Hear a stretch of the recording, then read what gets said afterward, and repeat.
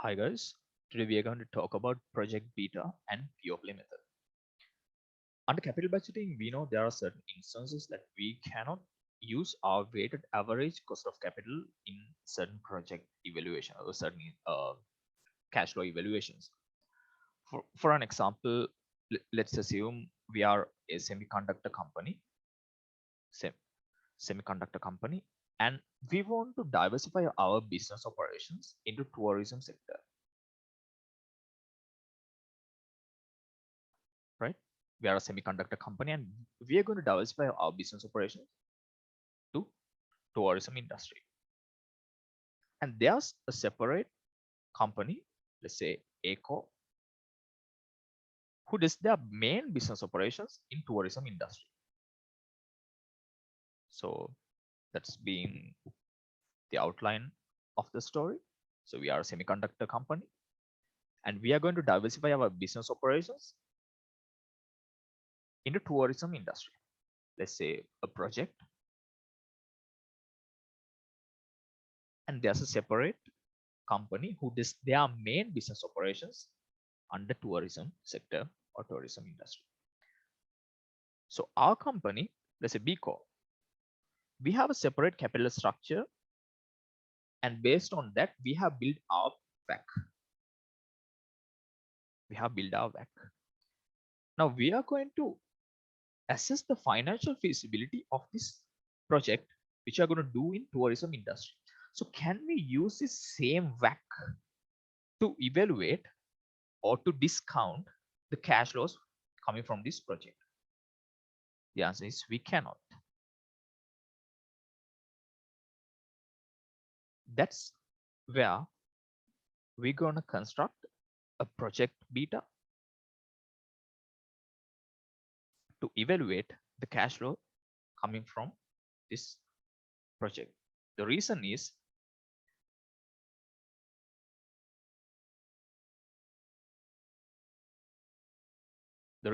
when their capital structure is different, we cannot use our same WACC because the beta gets changed. So there we calculate a separate beta, which is called the project beta. So let's assume this tourism company, this has a 40% equity, sorry, let's say 40% debt and 60% equity. And if this is a publicly traded company, you can easily take a project or the company beta, not the project beta, the company beta directly from the, there are different variety of sources. So you can take your beta. So let's say they have a 1.2 equity beta, right? So now you have to calculate the project beta, which is relevant to assess the financial feasibility in this project. So how to do that? First, we know here it's equity beta given, the capital structure, composition of capital structure is given. We know the equation, asset beta equals equity beta into equity plus debt. Make sure you take after tax debt and equity into beta debt into debt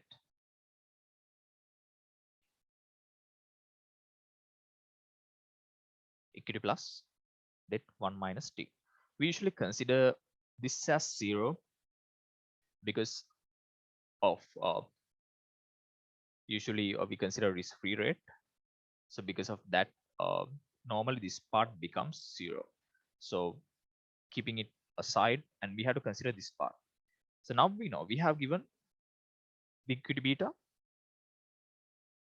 and equity portion of it 0.6 and 0.6 plus 0.4 into, let's assume a tax rate of 30%, 0.7. So there we can have the asset beta, right? We can have the asset beta. This is the variation of business risk, or we call it unlevered beta. When it comes to equity beta, this consider financial risk as well. That's why we call it levered beta. So when we have this industry beta or the industry variation, or the variation could occur from business assets, not from leverage, not from their financial leverage. It merely consider about business risk. That's why it's called asset beta. So when we have asset beta, if we know the target capital structure of this project, let's say 50% debt, 50% equity. If we know this, now what we can do is we can use this asset beta. Using this asset beta, we can calculate the equity beta of the project, right? Using this asset beta, we can calculate the equity beta of the project. So now we know the equity beta. Now we know the equity beta. So when we know the equity beta, and we can construct a CAPM model, because risk-free rate plus equity beta, risk premium, right? And using this beta here, we can calculate the cost of equity and directly use this in your WACC calculation. Using this WACC, not the company's WACC, not this WACC. Now we have constructed a different weighted average cost of capital using equity beta, and we took the cost of equity, and using this cost of equity, we have constructed a different weighted average cost of capital, and based on this WACC, we can calculate we can discount the cash flows coming from this project. This is more accurate than using the company's own capital structure. This is called the pure play method. So long story short, this usually happens when we are about to operate in a different industry. As I mentioned in this example, we are a semiconductor company and we are about to start our operation or diversify operations in tourism sector. And there's another tourism sector organization. There's another organization called ACO, whose main operations is in tourism industry, and they have a separate capital structure composition and a different equity beta.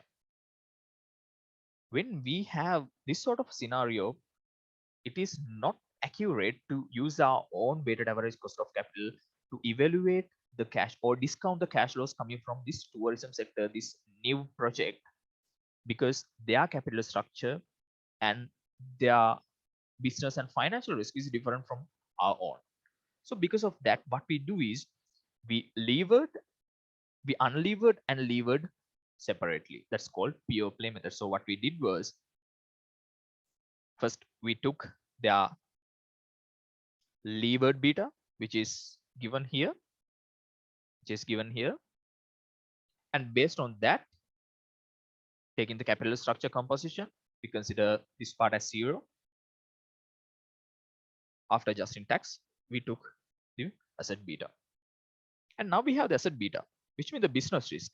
And when we have asset beta, we can use it and re-levered it. You unlevered it, and now we are going to re-levered it, and then derive your equity beta. Now you have equity beta of your project.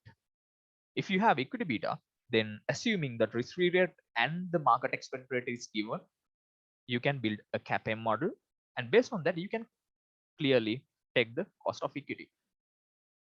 Then using this cost of equity, build your project weighted average cost of capital which is going to be used to discount the cash flows coming from this project, not this WACC.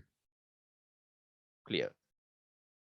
So this is the story of project beta and pure play method. We identify the industries, we identify the capital structures, we identify the tax rates, betas, and then we unlevered the equity beta of the other firm, and now we have the asset beta. We re-levered it. We take the equity beta, we use that in CAPM model, and then we derive cost of equity. And using that cost of equity, we derive weighted average cost of capital of that project. And using that weighted average cost of capital, we're going to discount all the cash flows coming from our new project. And that is more accurate rather using our own weighted average cost of capital.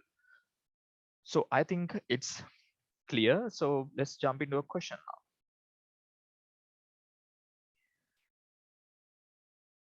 So question says, Aing considered a project in the food distribution business has a DE ratio of debt to equity ratio of 2, tax rate 40%, currency yield of 14%. Balfour. So that's the other company which I mentioned, right?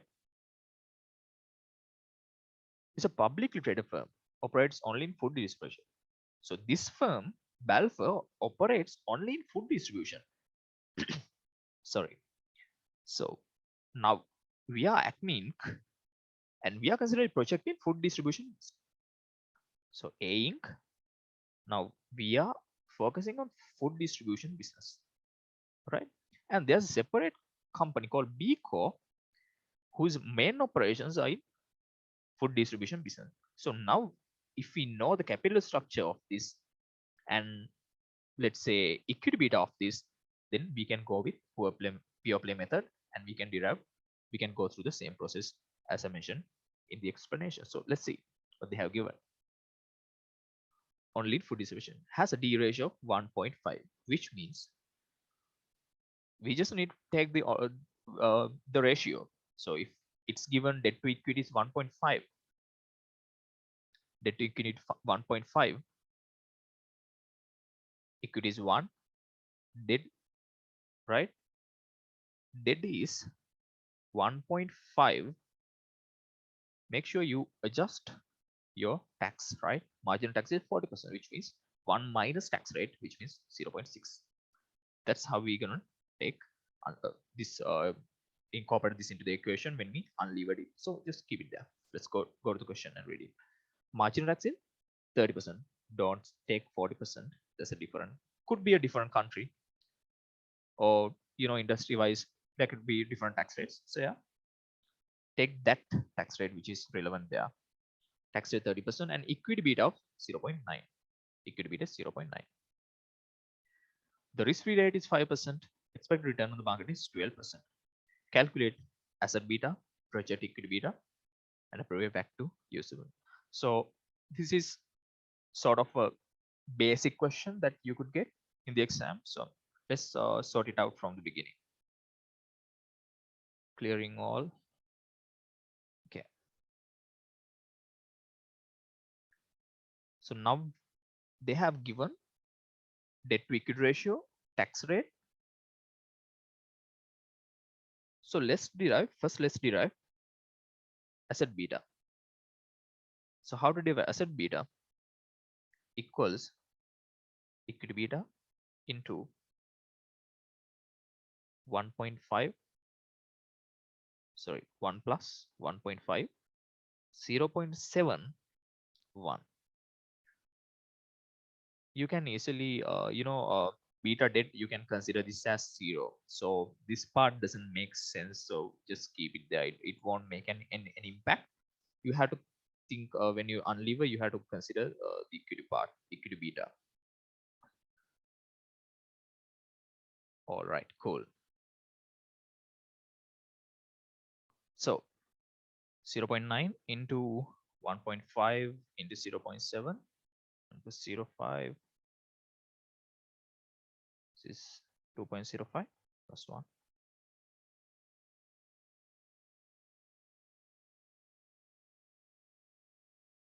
So this gives a value of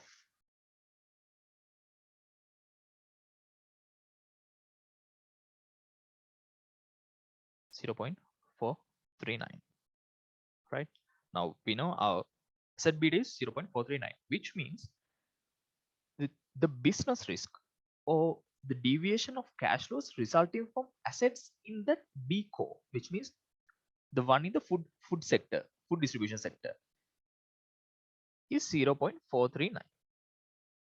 Now what we need to do is we have to incorporate this asset beta in our project's capital structure. Now we have to lever it. We have to lever it to our project capital structure.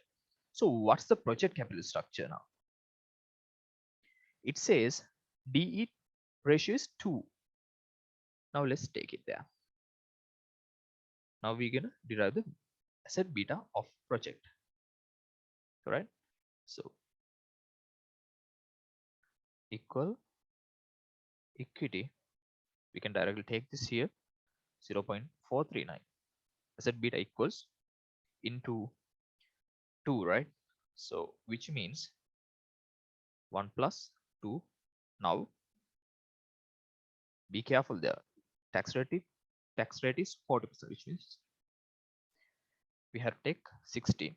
So this is into 1 divided by, this is 1.2, 2.2, this is 0.439. Now we can derive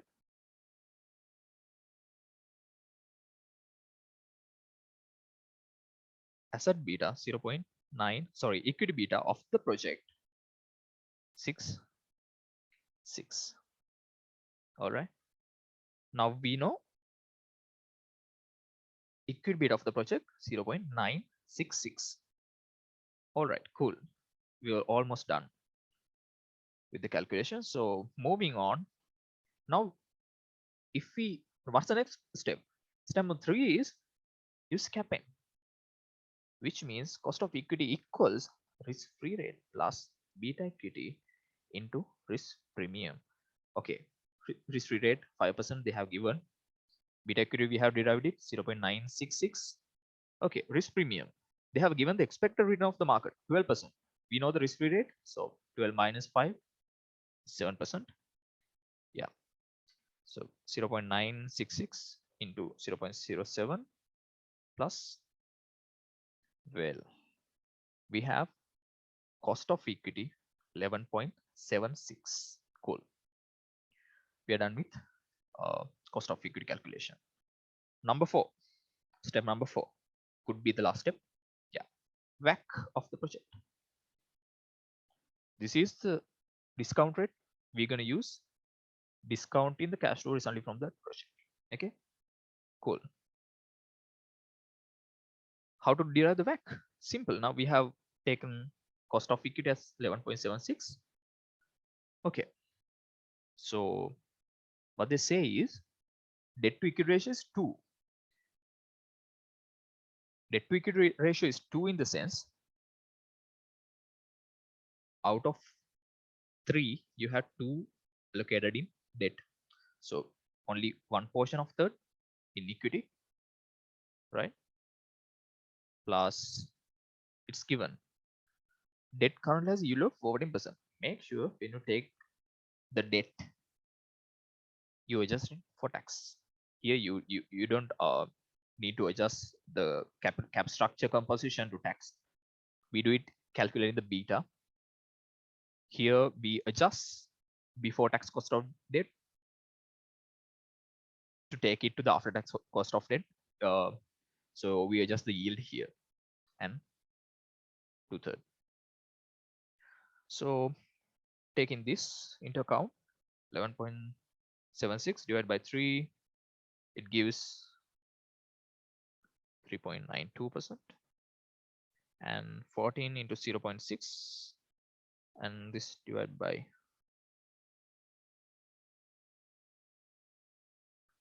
5.6%. Take the summation of both. So the WACC is 9.52%. This is the WACC. Whatever the cash flow resulting from that project could be discounted using this 9.52, which is the WAC or the discount rate of this particular project, which they have mentioned here as this food distribution business. Okay, so this is sort of a scenario that you could get in exam. This is a full like starting from asset beta or their cap structure, unlevering it, levering it, deriving the cost of equity, and deriving the WACC and B discount. So further, if you extend this question, you'll be given cash flows, and you can just, it's just a matter of discounting and taking the present value of and just give a recommendation whether you can accept that project or not, whether the project is financially feasible or not. It's just a matter of giving that recommendation. But behind that story, behind that scenario, this is the root case and all the calculations involved there. So keeping it in your mind, this is this structure, sort of the structure of POPLA method or deriving through the project beta. Hope it's clear.